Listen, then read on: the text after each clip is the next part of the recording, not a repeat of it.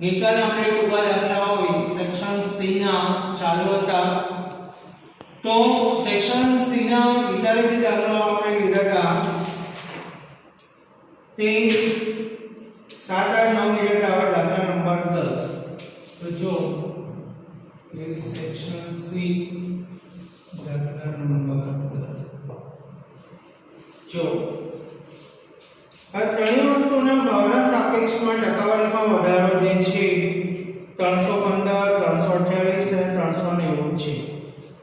આ ત્રણ વસ્તુનું ભારનું પ્રમાણ આ પ્રમાણ છે એ 5:7:8 હોય તો સામાન્ય સૂચકાંક ગણો. તો જો હવે જેટલા ટકા વધારો જો ખાસ ધ્યાન આપી જેટલા ટકા વધારો થતો હોય આટલા ટકા 100 માં ઉમેરવાના અને ઘટાડો થતો હોય તો બાદ કરો. આમાં વધારો છે એ કોષ્ટકમાં આપણે 100 માં ઉમેરશું. બરાબર. તો જો એ સૌથી પહેલા વસ્તુ કોષ્ટક બનાવેલી વસ્તુ ત્યાર પછી આવશે ટકાવારીમાં વધારો. બરાબર. ભાવમાં થતો વધારો પછી આવશે I. બરાબર.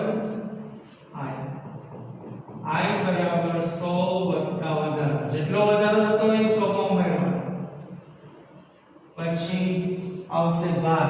ભાર એટલે ભાર અને છેલ્લે આવશે I. બરાબર. જો હવે પૂછાયેલો દાખલો છે પૂછાઈ ગયેલો છે આગળના વર્ષમાં કે વસ્તુ આપણને 1 2 ને 3 આપેલી છે. તો વસ્તુ 1 2 અને 3. હવે આપણે એમ કીધું કે પહેલી વસ્તુના ભાવમાં થતો વધારો 315 છે, બીજીમાં 328, ત્રીજીમાં 390. બરાબર. આ 315 બીજામાં 328 ત્રીજામાં 390. ઠીક. હવે 100 વત્તા વધારો આમાં 100 ઉમેરી દેવાના. તો 100 વત્તા 315 બરાબર 415. 100 વત્તા 328 428. 100 વત્તા 390 490. બરાબર. આ ભાર આપણને આપેલો છે કે 5:7:8. તો 5 છે, આ 7 છે અને 8 છે. હવે ગુણાકાર કરવાનો આઈડિયા પેલો માટે 415 ગુણ્યા 5. તો 415 ગુણ્યા 5 આપણે કરશું 2075. 428 ગુણ્યા 7 428 ગુણ્યા 7 એટલે 2996. 2996. 490 ગુણ્યા 490 ગુણ્યા 8 આપણે કરશું 3920. 3920 સિગ્મા I ડબલ્યુ બરાબર સરવાળો 8991 8991 અને ભારનો ટોટલ સરવાળો સિગ્મા ડબલ્યુ બરાબર આપણને આપેલા છે 20. તો સૂચકાંક બરાબર સિગ્મા I ડબલ્યુ છેદમાં સિગ્મા ડબલ્યુ. તો 8991 છેદમાં 20. બરાબર. તો ભાગાકાર આવશે 449.55. 449.55 થી જોડો. ફરીવાર કે વસ્તુ 3 છે 1 2 3 બાબતનો વધારો પણ આપેલો છે રકમમાં. તો 315 328 390. બરાબર. I બરાબર 100 વત્તા જેટલો વધારો થતો હોય 100 વત્તા 315 એટલે 415 100 વત્તા 328 428 100 વત્તા 390 490. થઈ ગયું. હવે ડબલ્યુ ભાર આપણે આપેલ છે 5:7:8. તો 5 7 અને 8 આ બેનો ગુણાકાર એ સરવાળો આનો સરવાળો સૂત્ર આવશે પાઈ ડબલ્યુ સિગ્મા ડબલ્યુ અને પછીનો દાખલો દાખલા નંબર 11.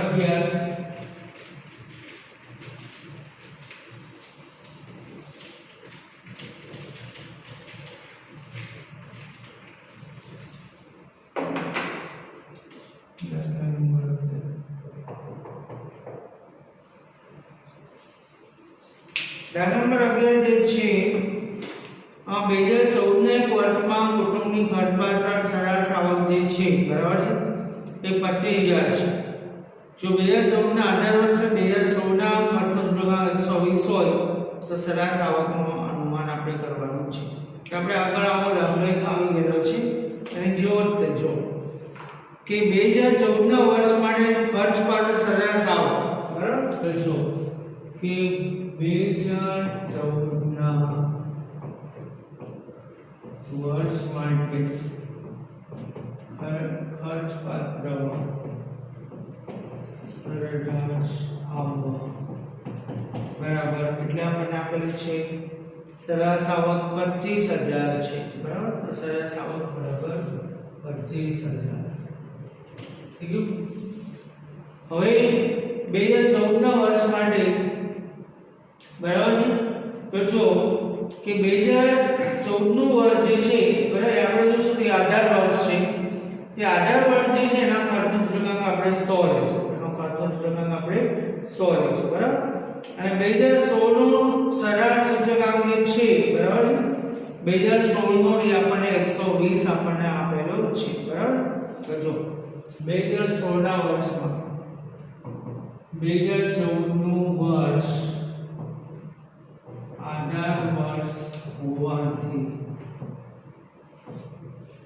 સૂચકાંક બરાબર 100 અને 2016 ના વર્ષનો સૂચકાંક આપણને 120 આપેલો છે. કેટલો આપેલો છે 120 આપણે કેટલો છે 120 બરાબર. જો 120 હવે કાં છે ને હવે આપણે આવો સરેરાશ આવું પર મૂકશું બરાબર.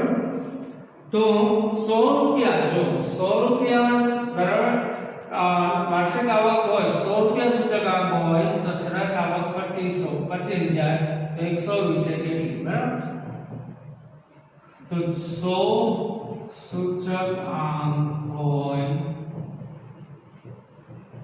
ત્યારે બરાબર સરેરાશ આવક 25000 તો 120 સૂચકાંક હોય તો સરેરાશ આવક કેટલી બરાબર. સાદી 83 મૂકવાને આપણે આગળ પ્રાથમિક શાળામાં જે આવ્યું છે માં 100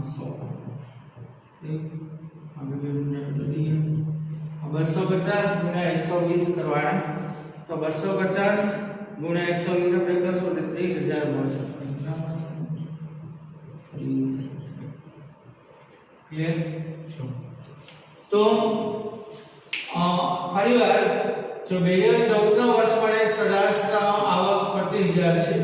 હવે 2014 નું આધાર વર્ષ છે તો સૂચકાંક આધાર વર્ષમાં કેટલો હોય 100 અને 2016 ના વર્ષનો સૂચકાંક 120 આપણને આપેલો. હવે આપણે 83 મૂકવાની કે 100 રૂપિયા સૂચકાંક હોય ત્યારે સરેરાશ આવક 25000 તો 120 રૂપિયા સૂચકાંક હોય ત્યારે સરેરાશ આવક કેટલી 120 ગુણ્યા 25000 છેદમાં 100 બે ગુણ્યા 120 ગુણ્યા 250 એટલે 30.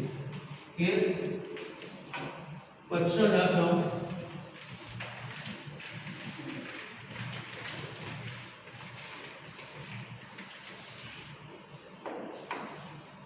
એક કામદારની વર્ષ 2015 માં માસિક સરેરાશ આવક 16000 હતી. 16 માં વધીને 20000 થઈ બરાબર છે. તો સૂચકાંક શોધો બરાબર. 2015 ની સરખામણીમાં 2016 નો સૂચકાંક શોધવાનો છે. તો વર્ષ 2015 માં સરેરાશ આવક બરાબર છે. દાખલા નંબર આ છે દાખલા નંબર 12 છે. તો વર્ષ 2015 માં સરેરાશ આવક 16000 છે બરાબર. તો 2015 માં સરેરાશ માસિક આવક 16000 છે બરાબર. 2015 તમે જો અને 2016 માં સરેરાશ માસિક આવક 20000 છે બરાબર. 2016 માં સરેરાશ માસિક આવક છે 20000. ઠીક છે. તો હવે તમે જો કે આવકનો સૂચકાંક શોધો બરાબર. તો 2015 16 માટેનો સૂચકાંક બરાબર તો જો 2016 નો સૂચકાંક બરાબર P1 છેદમાં P0 ગુણ્યા 100 આ P1 કેટલો પણ આવેલું છે 20000 P0 16000 એની ગુણ્યા 100 ત્રણ મહિના ઉડી ગયા બરાબર छोटे छोटे 16 4 5 20 5 4 25 24 25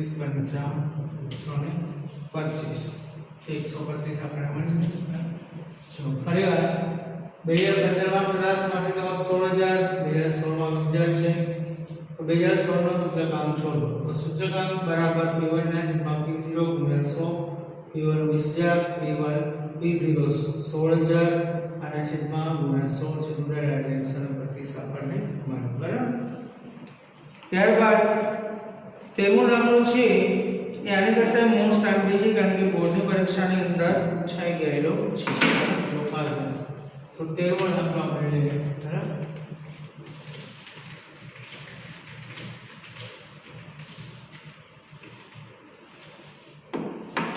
દાખલા નંબર 13 જો કે એક વર્ષનું ઉત્પાદન 2016 ના આધાર વર્ષની સરખામણીમાં 9.5 ગણું વધ્યું છે તો આધાર વર્ષનું ઉત્પાદન બરાબર 1 ગણી લે આધાર વર્ષનું દાખલા નંબર 13 છે દાખલા નંબર 13 આ વેરી મોસ્ટ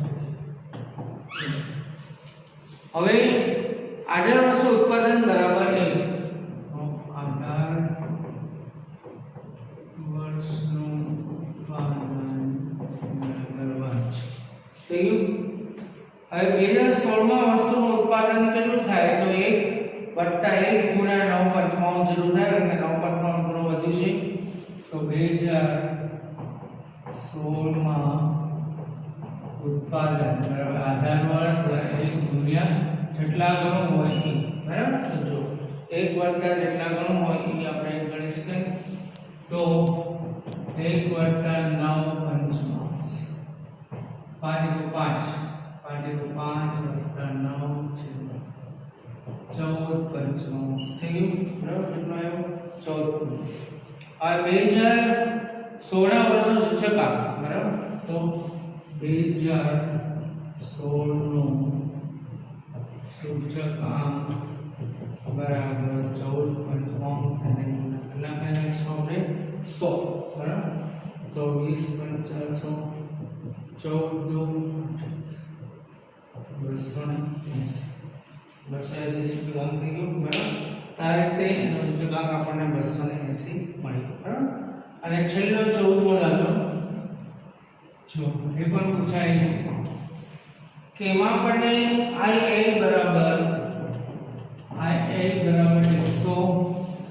221.5 આપણને આપ્યું છે 221.5 221 I8 બરાબર 222 I8 બરાબર 222 તો IP શોધ IP શોધ હવે જો આપણે સૂત્ર મૂકી દો I8 તો I8 બરાબર વર્ગમૂળમાં IA ગુણ્યા IP ઠીક હવે 222 બરાબર વર્ગમૂળમાં IA એટલે 221.5 ગુણ્યા IP હવે આપણે વર્ગમૂળ કરવું હોય તો આનો વર્ગ કરવો પડે તો 222 ગુણ્યા 222 221.5 ગુણ્યા IP આનો વર્ગ કરો તેનો વર્ગ કરો તો હવે તો IP બરાબર